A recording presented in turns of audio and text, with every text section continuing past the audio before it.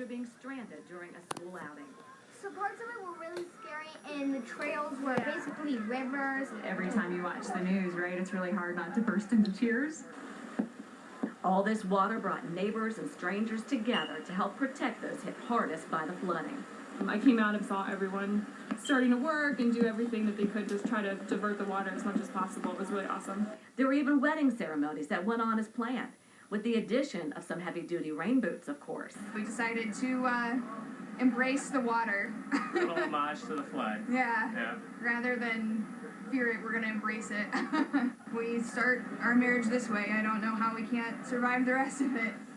Families, friends, and neighbors and strangers will all have stories to tell about the Boulder floods of 2013, like Laura and Marty Combs, who, despite everything, had their first baby arrive just as the flooding was at its worst. Started feeling some contractions and, thought, oh no, I'm not going into labor. This is not the right time. They're now home with their new baby daughter, Ingrid. Some things even Mother Nature can't prevent.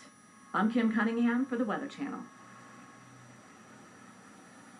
You know, earlier today, producer Chip Bell and I were driving around the community, and we saw all this water everywhere. And Chip brought up a really good point. He said that this water will recede. It is going to go away.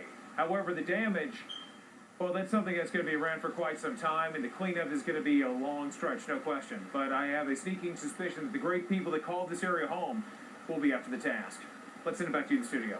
Reynolds Wolf, thank you very much for reporting from Boulder, Colorado. That's right, and some danger from the deadly Colorado flooding is actually now shifting to a nearby state. And let's go now to our severe weather expert, Dr. Greg Forbes, who's going to break down the flood threat now for Nebraska. Dr. Forbes. Yeah, all of that heavy rain that fell in the foothills there in Colorado is running down the South Platte River, and it's given flooding over the weekend every place it's gone. Now it's heading this week into Nebraska. Let's take a look first, though, at the current weather situation. It's some good news, at least. While we still do have that southeast wind west and north of this stationary front, the upper low that had been previously over Nevada and Utah and had been giving deepened southerly flow aloft, it's up in Wyoming now, and that's turning the winds aloft to a more drier west component. Still, there are some pop-up thunderstorms in western Colorado, Utah, down into New Mexico, but it's not the kind of prolonged heavy rain, at least for Colorado, that we saw earlier last week and over the weekend.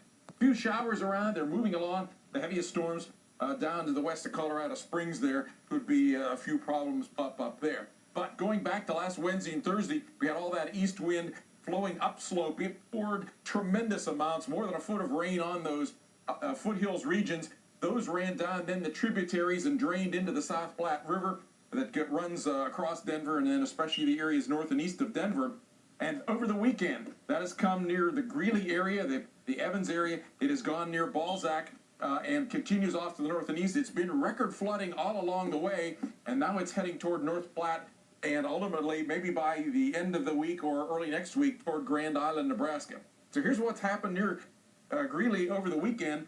The higher you go here in blue, the higher the river went, and time goes to the right. So over the weekend, Saturday morning, we hit a new record crest there near Greeley at more than 7 feet above flood stage. It went down a little bit.